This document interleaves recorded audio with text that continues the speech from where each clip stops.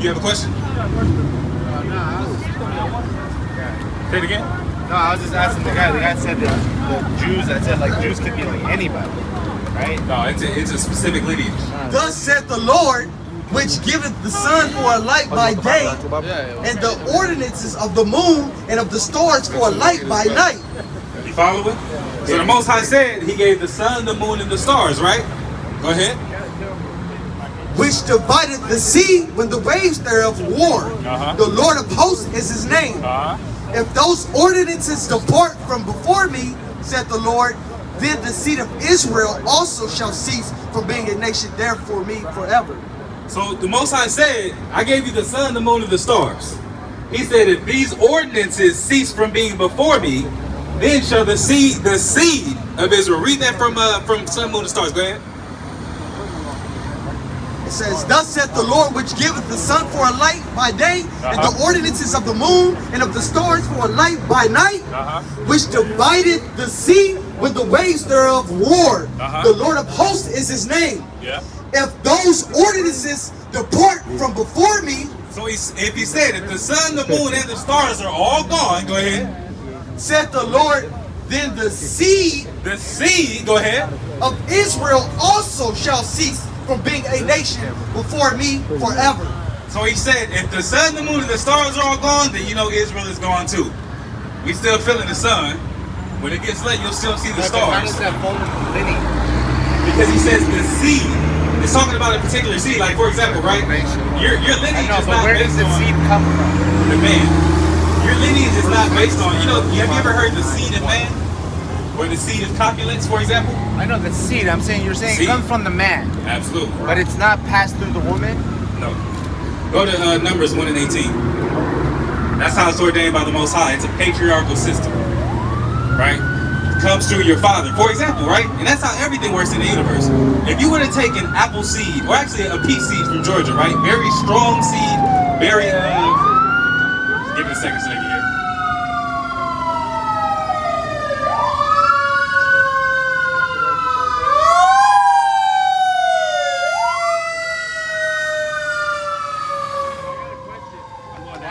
Why did Abraham ask his what was his name? Eliezer? He asked him to go find a wife for Isaac that was of his nation, but they said that the maternal one, the mother had to relay the same thing over and over, the children of Israel couldn't speak the language of their fathers? I think in Ezra. No, Nehemiah. First, I'm going to show you this, right? Numbers 1 and 18. Go ahead. It's the book of Numbers, chapter 1, verse 18. It reads. Nehemiah 13. Yep. You there? You ready? It says, and they assembled all the congregation together on the first day of the second month. And they declared their pedigrees after their families. By the house of their fathers. By the house of their fathers. That's how your pedigree is traced. That's your bloodline, right? So like I was giving the example before the fire truck, if you were to take a peach seed from Georgia and take it and plant it in a rice field in China, what are you going to get? Yeah, but I mean, a beach. It's based on the seed. But then his ideology supersede bloodline. Say it again. Does ideology supersede bloodline? No. Of course not. So in reality, it doesn't matter what seed you come from. If you withhold ideology, I said ideology does not supersede bloodline. Bloodline is king. So for example, right? Go to Romans chapter 9. How do you follow up? Like you're telling me everybody here all has trace seeds all the way back, all the way up?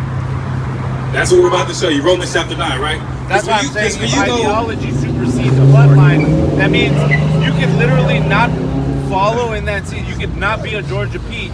What you're saying is, if you take a peach from Georgia, or not Israel, and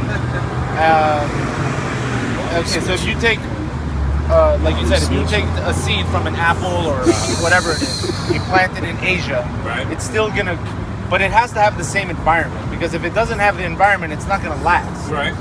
So the environment is the ideology, right?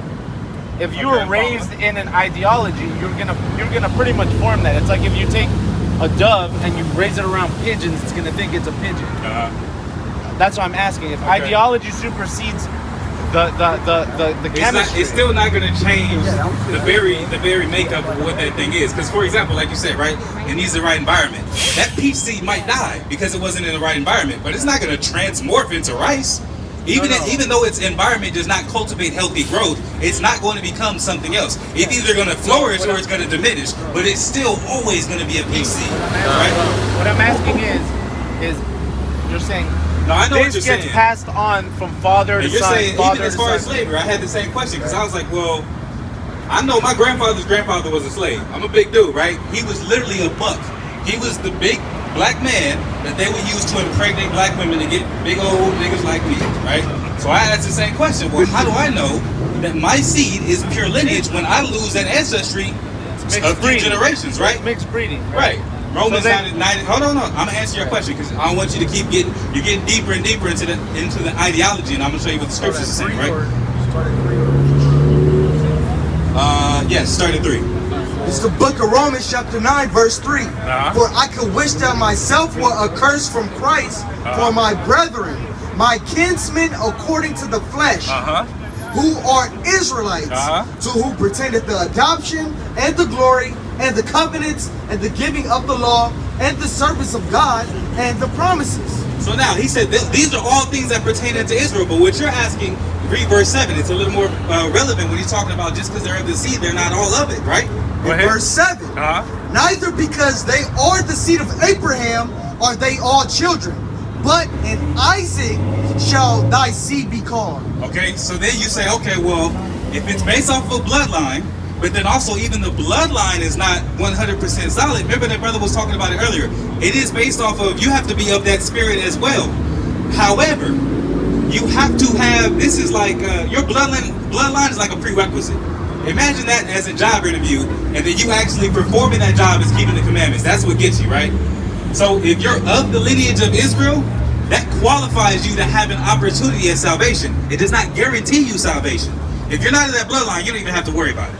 You can live your life. Those nations already prophesied for destruction, or prophesied to have salvation as servants in our kingdom, right? You can find that in Isaiah 14. We can go there next. What I'm trying to say is, there is no actual division of you are and you are not, because ideology, if you accepted the ideology, then pretty much the seed is being born in your head. That's not true. As your go to Deuteronomy 28, for example, right? There were specific curses that were only going to fall onto the children of Israel. Because if you were to take a white man and he feels like he's been through a rough time, I've been on meth, I've been on crack, I live in a trailer park. That sucks. But how much do you fall under the curses that were specifically given for Israel? Because the same way that we were promised, every race has the same curse. That is not. So who else has been through slavery outside of us? Let's read the curses. No. I mean, who else has been through slavery? Everybody. Latinos have been in slavery for hundreds of years by the Spanish. As a nation, okay, but they're also our people. What other nation, as a nation, has gone into captivity? Asians are in captivity right now. To who? They going into Africa and still colonizing. They have a lot of power in captivity. Their own country. The Mongolians have been oppressed by the Russians. The Russians were oppressed by the Mongolians. Okay, so the Filipinos were oppressed by the Spanish. Right? They have civil wars amongst themselves. Like, you saying the Mongolians, the Asians, the Filipinos? But I'm saying, like, they're all within. They're all within that, right? But we're saying, who fits the description given in Deuteronomy 28, where he said another nation, speaking a language you're not going to know, is going to take you by ships to a land you don't know, and you're going to serve as slaves at that point in time. The Romans did it to all of us, though. The Romans also, they had, even in the Bible, it said that they had a diaspora. That's a side question talking. But here's the thing, technically, you're kind of right. All those different peoples. Now here's the problem. I'm not trying to be right or wrong. I'm asking, like. But here's the problem, and you can tell me if I'm wrong, sir. A lot of those people that you assume are white people in other nations were actually Jews and Israelites that happen to be in those different places, amongst the Filipinos, amongst the Mongolians. Jews and Israelites is the same thing, right? Yeah. So these are people that you look and say, well, in history, these people were oppressed. These people were subjugated. These people did go in some form of slavery. And when you look at them and you look and take a closer look, you'll find out that those people share the same genealogy and history as so-called blacks, Latinos, and Native Americans in this land. What do you mean by genealogy? Let me show you something real quick. In the Philippines, there's over 7,000 islands. Only a little bit over 2,000 of them are inhabited by people, and there is not one people that says we're all Filipinos. They're all different types of people that says we're different people from this people. They speak different languages. You know how many different languages they speak? Right, but So- the same thing as Israelites also. There are probably Israelites all over the That's the world whole that point. speak different languages. There you go. But that's what I'm saying. So then there could be somebody who was born like an adopted child by Israelite parents who couldn't conceive Absolutely. children. That's what he's going to So- explain. so And that's- he's, so that's so what it's we're talking about. that's what I'm saying. That's what Ideology we're talking about. supersedes. It doesn't supersede, because here's the thing. You acknowledge exactly what I was teaching you. However, you didn't connect it, right? Because you're saying, well, technically, this child could be adopted, but still be an Israelite. That's still his seed. He's still an Israelite by blood. It doesn't matter where he's born, where he was, or if he was adopted, where they migrated to, whatever the case may be. If his seed is of Israel, that's what I said with the peach and the rice field, because he might have migrated, but he's still an Israelite, and that's not because of his. That's not because of his ideology. I'm trying to say it's very That's not possible because of his that ideology. Everybody here could somehow have their ideology changed by having a parent tell you, you're my seed and I'm not your seed. And then you grow up with this ideology and you're 100%. Hey, you know who that sounds like? Moses. Moses grew up thinking that he was an Egyptian, and it wasn't until he got older that he learned, those are my people that's out there building the pyramids. And Moses had to make a transition from the house of Pharaoh to running out of Egypt to escape with his life. And then he had to return to bring his people, which we now know as the Exodus, right? So that story has already been told with Moses. But when you read Exodus 2:1, it says a man of Levi took a woman of Levi, and they had a child called his name Moses because he was drawn out of the water. So he's still an Israelite by blood. No matter the journey he goes through, ideology is defined by the body. It's defined by the body of doctrine, myth, belief, etc. that guides an individual. So his guide, his myth, his ideology was that he was an Egyptian, but that did not supersede his blood. So the way that we determine that is by when we read, first and foremost, give me Zechariah 7:14, because that happened all the time. Zechariah 7:14, go ahead. This is Zechariah chapter 7, verse 14. I'm going to show you. But I scattered them with a whirlwind among all the nations. All the nations. Whom Okay. they knew not. So the Most High already said, I scattered them with the whirlwind amongst all the nations. Now go back to 28, but have you had 34? So we've already been scattered amongst all nations, but that's why you have Israelite churches and different groups waking up in all nations. You still have our people that are being called by the Most High through the Spirit, not through an ideology, but based on their bloodline, We're going to right? hell if you don't. One of the determinations, or one of the filters you use, is the curses in Deuteronomy 28. This is one of one of the backbones of the Israelites' foundation, right? 28 start with verse 1. No. I want to start with verse 1 so you can understand where we at. 28 verse 1, go ahead. This is the book of Deuteronomy chapter 28, verse 1. And it shall come to pass, if thou shalt hearken diligently unto the voice of the Lord thy God, to observe to do all his commandments, which I command thee this day, that the Lord thy God will set thee on high above all nations of the earth. Okay, so this was an ultimatum given by God. That was verse 1. Drop down to verse 15. In verse 1, he said, is that 10? In verse 1, he says, if you keep the commandments, I'm going to bless you. We're going to be the ruling class of the earth. Verse 15, go ahead, read this.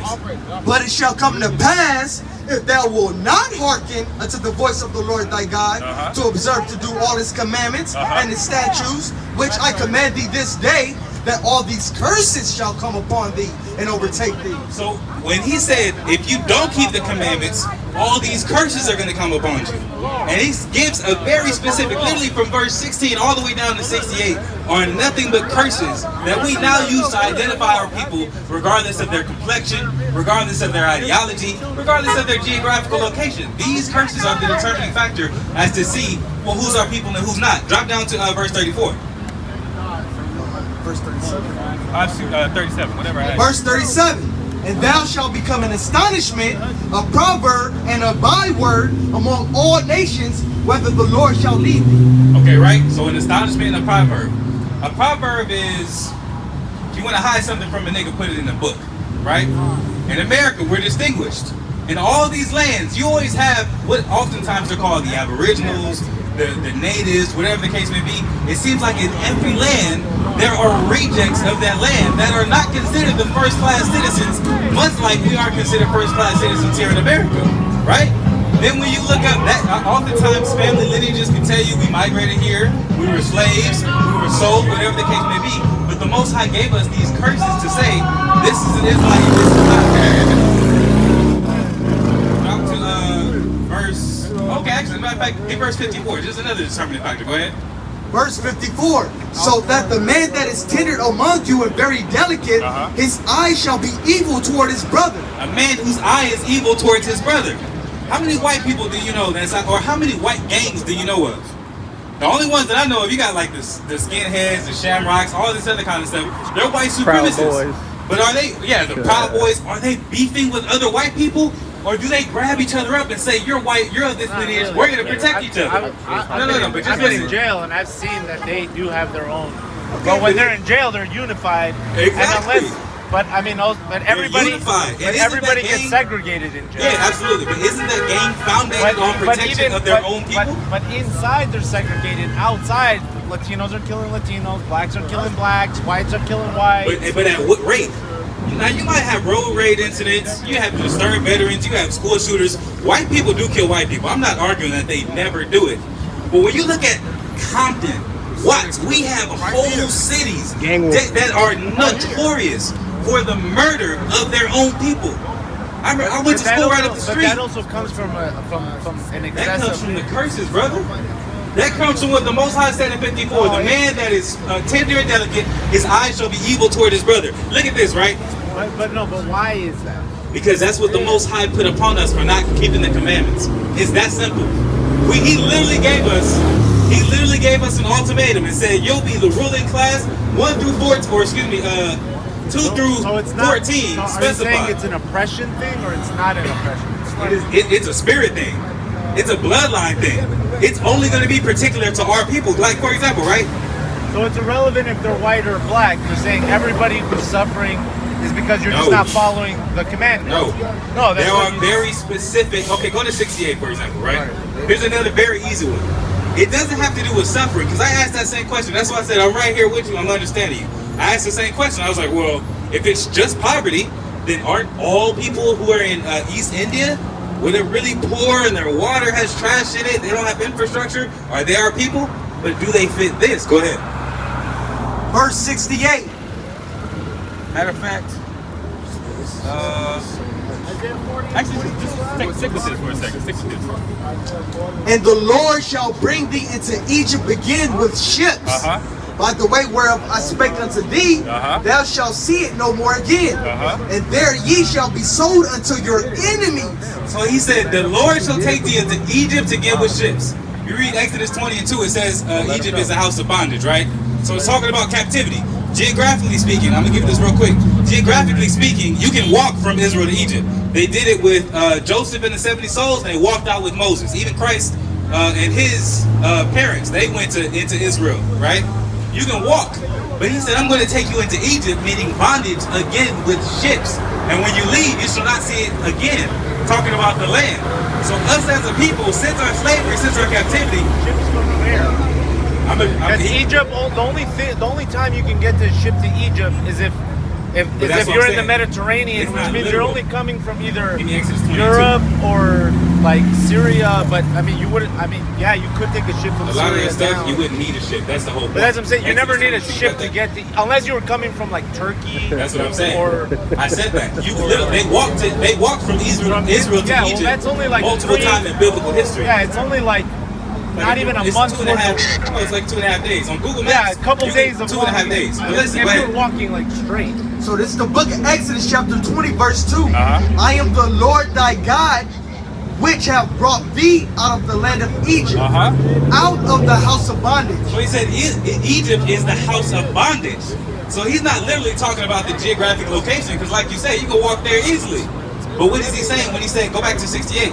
He said, back to Egypt again with ship, talking about bondage. I believe the Hebrew word, the word was Egyptos.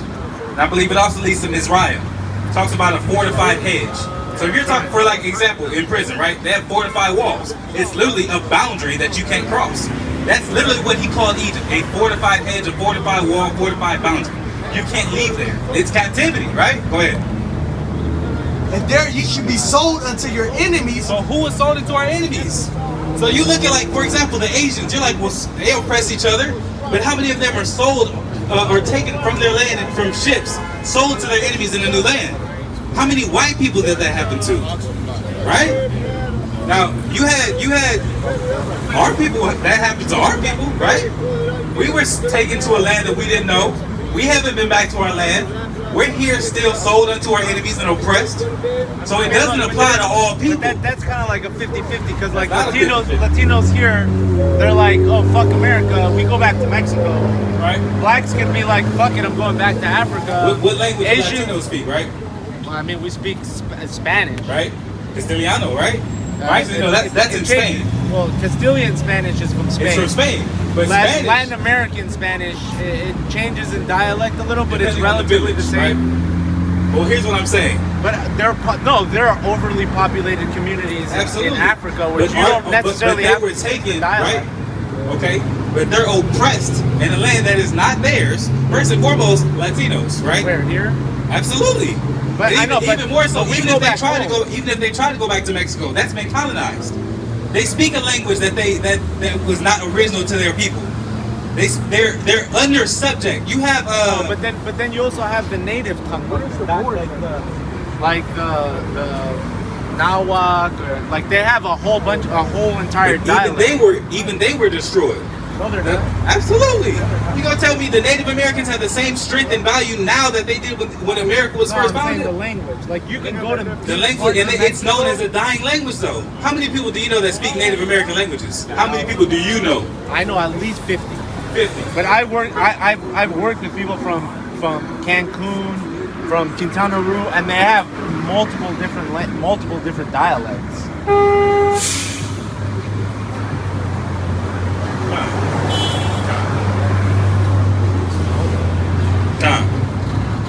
So he was saying a lot of these languages, they're breakoffs of ancient languages, and the main one being Hebrew, right? Even Latin, Roman language. Even Hebrew now isn't the real Hebrew. It was generated in Eastern Europe at the end of the 1800s. You're talking about two different dialects. You're talking about Yiddish. You're talking about Paleo. No. Not Yiddish. Is not Hebrew. Yiddish is mixed of Hebrew, German, Dutch, Polish. So what do you think Spanish is a mix of? Spanish is a mix of... It's a mix of a whole bunch of different languages spoken by people that didn't originally speak it, But right? I'm saying Hebrew, the Hebrew that you speak now isn't even real, what is it called? Biblical Hebrew. Because the biblical Hebrew kind of died out after the diaspora, and then in the 1800s, the Eastern European Jews went back there, but then they had to create new words. The Jews are from Europe, so that's why I say it's getting into a whole different subject. What I'm saying is Jews are everywhere. You're a Jew. These are Jews. They're not. Right. I mean, yeah, they're everywhere. We saw it in Zechariah 7:14. So that's what I'm saying. They can speak any language, whether it's Yiddish, Hebrew, Spanish, that's why I said it's not based off of language. I never got into languages to say. Is that ideology? I never got into languages to say.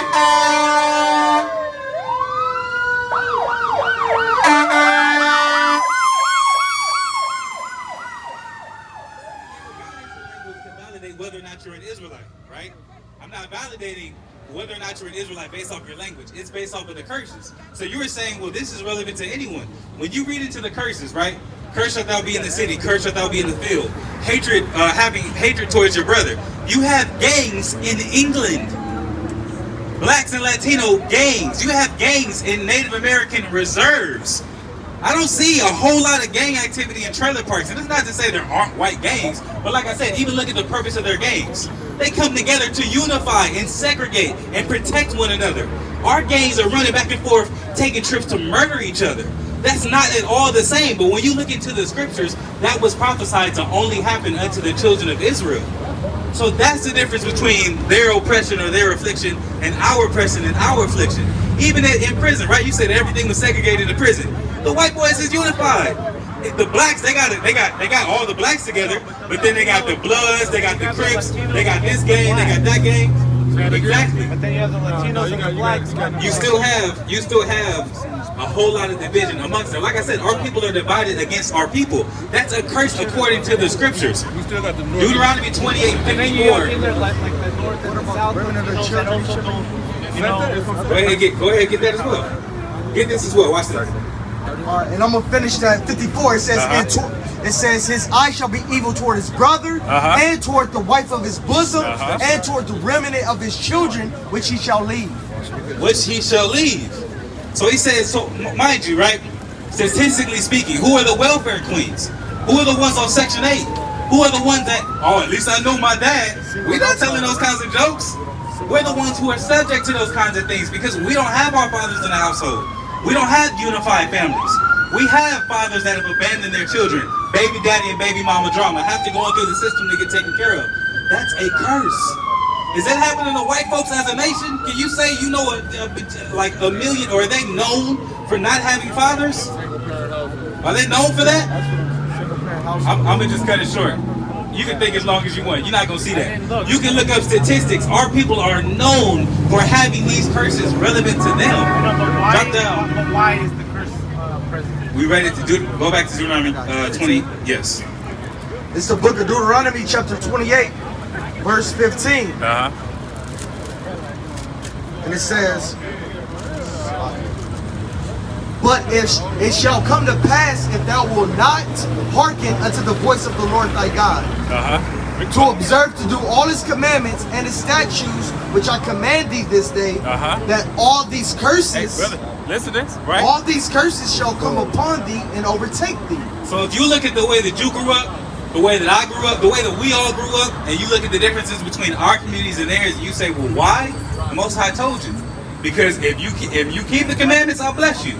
But if you don't keep the commandments, you'll be cursed. And from slavery, being in fields, like, I'm assuming...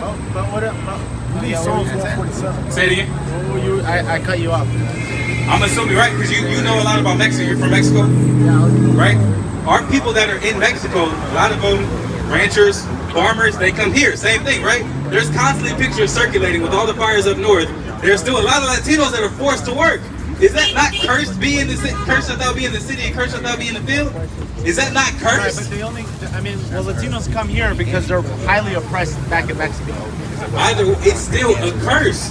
Curse conditions. All the things that are written in this book, even in Mexico, like I said, I know, like I worked in construction, right? So I had a lot of Latino buddies. They had their own land and property. They had ranches, and they were still starving. Oh, we had to eat like donkey dick chorizo, right? They had to use every bit of the animal. Yeah, we'll eat the brain of a donkey. We'll eat the penis. We'll drink pig's blood. They're just trying to survive. But that's a curse. How many other nations? Europe not like that. Russia not like that. China's not like that.